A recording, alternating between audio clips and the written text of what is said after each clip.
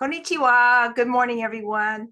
This is a recording for Passion, Purpose, and Power through the Samurai Code of Bushido. So glad you're here and watching it. If you're watching it live, and you'll probably be watching it recorded, please comment. I would love to hear from you. Love to hear that you're watching this and that it's been helpful or what I could do to improve. I'm always up for improvement. So that's called Kaizen, the Japanese philosophy of always improving. And so that's why I've been doing emails and hopefully a recording, a webinar with each one. So thank you for subscribing. Thank you for watching this. I want to applaud you just for wanting to learn more about the samurai and the Code of Bushido. This is not Friday the 2nd, it is later. So this is me, Lori Sagawa. I was a farmer's daughter. Can you believe that? Do I look like the farmer's daughter? I certainly didn't want to be, but I was. Nothing I could do to change my circumstances. And I was teased and bullied and even called names and faced racial prejudice when I was growing up. I didn't really know I was different until the kids teased me and told me that. So this was my first encounter with prejudice. And even though I couldn't change anything, later in life, I've come to appreciate it and be so thankful for who I am. I'm so proud and happy to be Japanese and to have the background that I do. And so growing up, I was a high achiever, cheerleader. And then later in life, I went to college because I wanted, at that time, and this will date me, you had to have 2 years of a language in order to get your BA. So I chose Japanese. And the reason I chose Japanese was because I wanted to know, what were my parents saying? What was that secret code they were talking about? I figured out a few words, like some of you will know this. Okane means money. Baka means like empty. And takai means too expensive. So that's what I learned. But then I learned more. And it further planted seeds in me about my Japanese heritage. And it's assisted me a lot when I visited Japan and continue. So next. And then I was in the Tacoma Art Museum as a curator, no, an assistant to the curator, and I heard about Japan through my mentor, Sarah Little, and she encouraged me to go to Japan because she said, you know, Laura, you are more Japanese than you realize. I think going to Japan would be really, really helpful for you. So my husband and I did as a newly married person, and we went to Japan, and this is one of the places we went to, is a Jidai Matsuri. There's over 2,000 people dressed in period attire. And we don't call them parades. I call them more of a procession, historical procession, because it's somber, very beautiful, with all the people dressed in their period of attire. So I saw a female samurai warrior, and she was carrying this naginata, and I didn't know the name at that time, but that's a female sword. And I didn't know there were female samurai warriors. And that just kind of planted another seed in me. And then also our family, my father's family next, gave us a copy of our family crest. And this was not important to me at the time. And I thought, well, thank you very much. Domo arigato gozaimasu. Thank you so much. And we met the relatives on my dad's side. And I saw so many family resemblance. And one that was almost eerie, there was a person that looked just like one of my cousins who was kind of slight in stature, and he was smoking, and he thought he looked like them, and they were about the same age. The other thing I noticed was the family sense of humor, and we call it the Sagawa chortle because our family laughs a lot, especially my dad. And I heard that when I met all the other relatives. It was a wonderful experience. And so we had to leave. I packed my bag, and then, life happens, raising a family, and very busy in those times. But then in 2005 and 2007, I was rear-ended twice. And the second one, I had a lot of issues like traumatic brain injury, mild traumatic brain injury, because it was a closed head concussion. I wasn't able to read very well. I was in chronic pain, cognitive issues. I was a mess. I had no idea what I was going to do with my life because I was pretty much helpless. And so I continued to research. I thought there has to be an answer in my Japanese heritage. So I started researching, and I found out that the samurai, in Japan and Japanese history, the samurai were very important. And I saw in there about the samurai, our family crest, and that you can see by the three hearts that look like stylized, well, three stylized hearts that are actually leaves of the katabami plant, and then three stylized swords. And that means that it's a samurai lineage. So our family is from the lineage of feudal Japan of the samurai. So I thought, well, God, that is so exciting. So I continued to research and write every day, whether I felt like it or not. Remember, I was such a mess at that time. I couldn't do a whole lot. If I would drive, occasionally I would get lost, so it wasn't really safe for me to drive. But I had to go through so many appointments, physiatrists, physical therapy, vision therapy, speech pathology, a second speech pathologist, and a chiropractor, massage, neurologist, you name it, I did it. But I was determined to get better. And so I did get better. And finally, I said, I'm going to write a book, because if I write a book, I am going to overcome traumatic brain injury. So here it is the book actually is the new edition of my original book. It's called Let the Samurai Be Your Guide, 7 Bushido Pathways to Personal Success. And this was published by Tuttle Publishing, which means this is very exciting that an international publisher now has the book and is distributing it. It's been interpreted, or it was sold to a company in Germany, so now it's in German, and it was sold to a company in Saudi Arabia, so it's going to be in Arabic very soon. So I'm very excited about that. But the main thing is to share the story of the samurai, but mostly their code of Bushido, the way of the warrior. So that includes, you can go next, that includes courage, integrity, benevolence, respect, honesty, honor, and loyalty. And this is one of my favorite quotes. Among the pantheon of warriors, surely the samurai is the greatest. Tetsudo Shigematsu, samurai descendant. And that's our family crest again up above. So next. This is the Code of Bushido guide that my graphic designer made for me many years ago, and it resembles the book, but it also has the 7 codes of Bushido, 7 principles. And so you will, if you request it, I will certainly send it to you. And it is a good reminder, and it can be framed for a daily reminder of what the samurai and what maybe your moral code is. Perhaps you don't have a moral code. So I suggest you adopt one or all of the Code of Bushido that the samurai live by. And they pledged their sacred honor and their lives in order to uphold the code. That's how important it was to them. So next.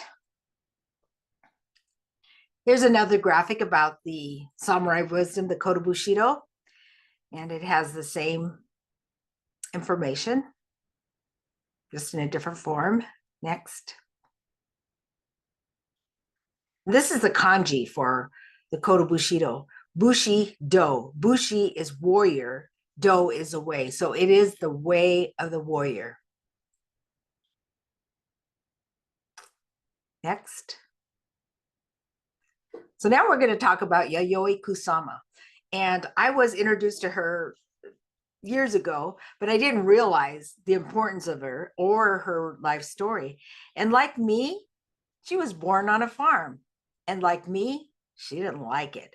So she knew that wasn't her life. Just like me, I knew that digging in the mud and picking berries and using outdoor latrines, outhouses, it just wasn't for me. I didn't like being dirty. I didn't like eating my lunch when I was all dirty, and it was just not for me. But it taught me a lot of good work ethics, and I'm glad that I had that experience. So Yayoi Kusama was born in 1929, and she is still alive. She's in her 90s, I think about 95 now. And she was born on a farm, and her family raised flowers, and from the flowers they saved and sold their seeds. And so Yayoi knew that that was not her life. And from the flowers, she would see and almost hallucinate. She would see polka dots. The whole world was polka dots to her, and it still is to this day. And so we're going to look at some of her art and the contribution she has made to really the world, because she's a world famous artist. And I'm so happy and proud that she is the highest paid female artist in the world. And when she was young, she decided that she did not want the farm life. And as she continued to draw and paint almost daily, that she knew that was going to be her life. In fact, she knew that it was so much that she took a collection of her paintings and drawings, sent them to Georgia O'Keeffe here in the United States. Now, Georgia O'Keeffe was really taken by her work and said that invited her actually to come to the United States. And Yayoi was just thrilled, because that's what she wanted to do. She wanted to be part of the more international modern art. She was introduced to Andy Warhol and the likes of that, and the rest is history. And she had her first exhibit in New York. And so she became very famous, and her work to this day is still full of polka dots, as you can see from this painting. And every day she says that she draws and paints. That's her ikigai. And so when I was in Tokyo, Kyoto, I purchased a 7-day Shinkansen ticket and took off for 7 days. I went to many places. And one of them, I went to Tokyo more than twice. 3 times I went to Tokyo. And once I visited specifically to go to Yayoi's museum. And it was amazing, because you had to purchase your tickets prior to going to Japan, or you could do it in Japan. But that was your slot to visit the museum. There's only 90 minutes, only certain floors that you could take photographs of. So it was very interesting. Someone took a photograph of me in front of the pumpkin. And I did that because I wanted people to see that this pumpkin is not large. It's about 8 feet high, maybe 5, 8 or so. But her work is monumental. And there were 2 pumpkins like this. One was yellow and the other was red, on the island of Naoshima outside of Takamatsu, Japan. About 5 years ago, my husband and I went to. That's when I first saw her work in live. I saw her, and it was beautiful. And I didn't know a whole lot about her at that time. So I started researching and found out she was an amazing woman. So it out that class. Next one we're going to talk about is Tomoe Gozen. You've probably heard about her, but she is the Onamushi, which means female samurai warrior. And she's the one this is a picture my husband took many years ago when we were in Japan and saw the Jidai Matsuri for the second time. They say that she actually liked using the male sword, katana. So go to the next one. And she was a formidable warrior. They say that she could take down hundreds of men by herself. And she was feared and actually revered in Japan at that time. And because they only have stories of her, they don't have pictures, because they didn't do pictures back in 1157 to 1247. The reason I highlight Tomoe is because if you look at her life, that's almost 1,000 years ago, where she is still thought about and told about even to this day. So when you think about the Kodo Bushido, Ikigai, and Ganbaru, making your life worth living, making the most of your life, becoming the person that you are meant to be, you too can have a fabulous legend, whether or not it's world famous or if it's just famous within your family. It doesn't matter. But what do you want people to remember you by? Do you want people to remember you that you were a kind, gentle person that always helped people. That is just as important as being a warrior. Because if we all do what we are called to do, we will be that little piece in the puzzle, because we all have a calling on our life, and we all are called to greatness, whether it's the janitor at the hospital or the surgeon. They're both important, because if the janitor doesn't do his part and slacks off to keep the area clean, staff can come into a hospital, and staff is deadly.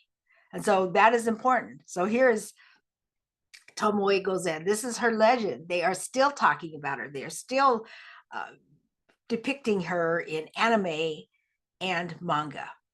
So I encourage that.